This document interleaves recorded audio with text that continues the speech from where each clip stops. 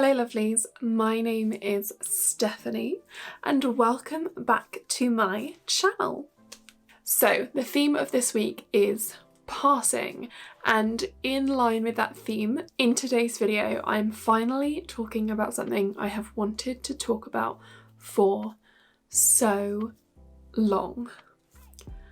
Today I am talking about passing privilege. I'm going to be talking about what passing privilege is, and I'm going to be talking about how passing privilege affects people within the trans community. But before we get started, please don't forget to give this video a thumbs up if you'd enjoyed it, or a thumbs down if you hated it. Who knows? If you want to subscribe to my channel, then please feel free. It's just down in that corner, just over there.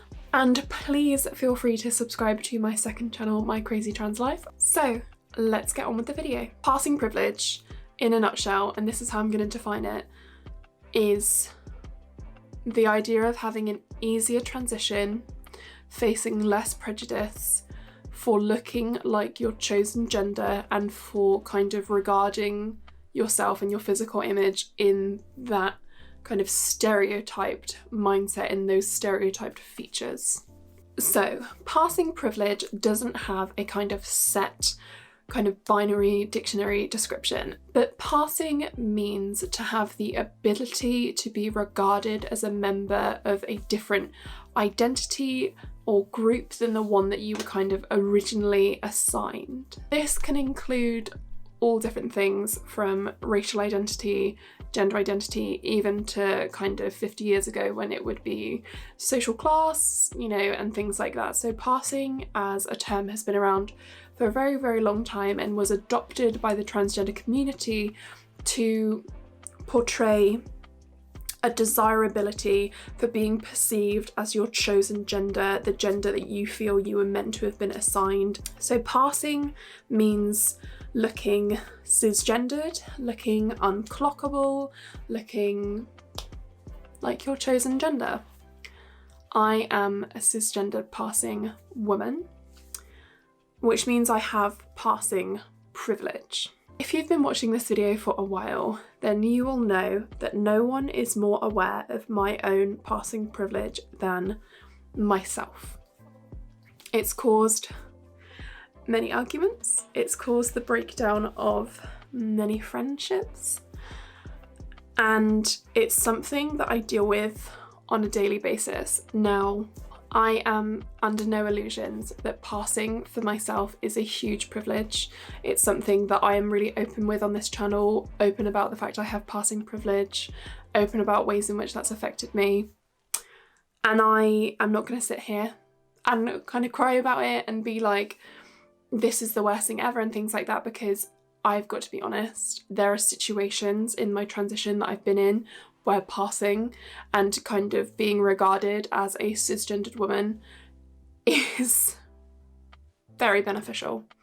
And it is something that I have faced prejudice from within my own community and prejudice from outside of my community. But I am always the first person to recognise that I'm incredibly lucky to have transitioned at such a young age, that I'm incredibly fortunate to have begun my transition before puberty and to pass as well as I do. Now, this leads me on to the next part of this, and that is people who use passing privilege against trans people. I am empathetic with everyone's struggle. I am empathetic with people who can't pass, don't pass very well, and I am also incredibly empathetic towards the jealousy and envy felt towards passing trans individuals. And I completely get it, and I understand it. What I don't understand is when people in our own community use someone's passing or their desire to pass as a goal against them with projected internalized transphobia. What I mean by that is when someone feels insecure in themselves, they feel the need to tear down another individual just because they are closer to passing, or they pass, or they are closer to the end of their transition than the other individual. this is something I have dealt with my entire life. As I said, I am incredibly lucky, but I just want to talk about this and I want to get it off my chest so that I don't ever have to talk about it again. But I am sick to death of trans people trying to invalidate my experience because I look like a cisgendered woman. I can't control how I look without having surgery. I have never had a facial surgery. My voice never broke, so I always had a very high-pitched voice. I never went through puberty, so I never had bad skin. I never experienced hair facial growth and things like that. I was incredibly lucky to have transitioned at such a young age and to have had so many health problems that stopped me from developing a normal male puberty. That is not an excuse to come for me as a trans person, to invalidate my experiences as a trans person, or to think that I am less than because my transition was easier, because it was not. My transition probably would have been a lot easier if I chose to transition outside of school, if I chose to wait until I was 16, but I wanted to transition before puberty, so I didn't do that. I lived through hell for 5 years. Granted, there are people out there who may never pass and will live through that for a very, very long time. But just because I look like a woman, just because I look like the stereotypical idealism of what a cisgendered woman would look like, which, by the way, is a conscious choice on my part, does not mean I have not experienced huge amounts of prejudice in my life. I'm not trying to be woe is me. That's not what I'm doing. That's not what I want the tone of this video to be. I just want to talk about how angry it makes me when from people within my own community, a community that I don't feel like I belong to because I'm too passing to be trans, but I'm too trans to be cis. And I get so angry talking about it because I have been verbally assaulted, physically assaulted, sexually assaulted. I've lost job opportunities. I've faced huge amounts of prejudice. I've lost friendships just for being trans. And so when someone tries to invalidate me by saying, well, you're passing, so it's not as hard for you, it's just infuriating, and I can't fathom it. I am so sick of it. I am so tired of it.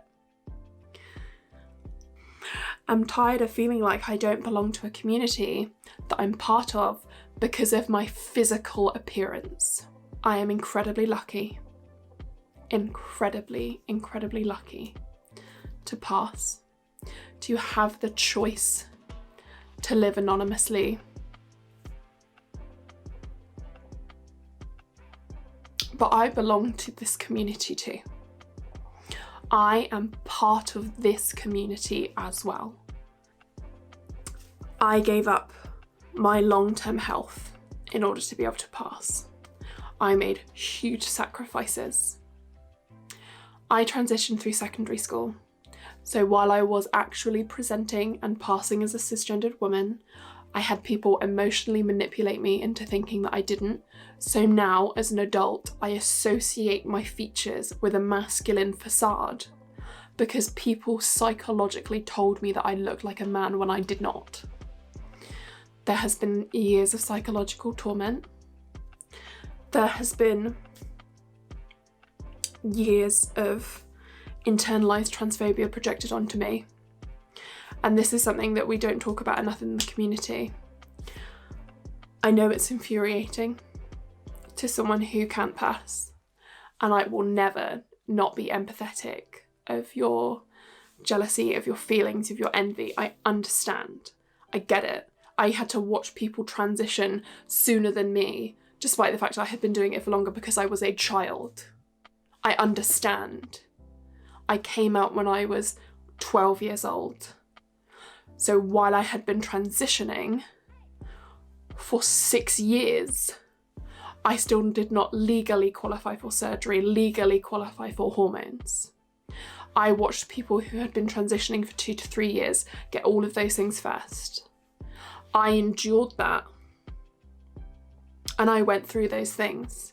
My transition took me 10 years, which is longer than it takes most people because I came out as a child. I sacrificed my long-term health as a child.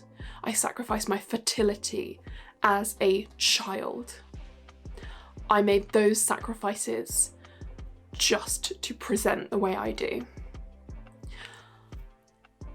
I am done apologising for passing.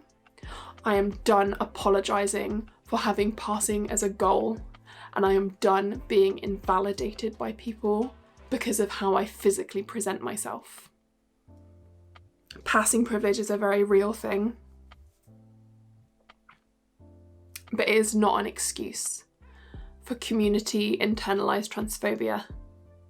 It's just not, and it needs to stop. I know some of you won't like this video, and that's fine.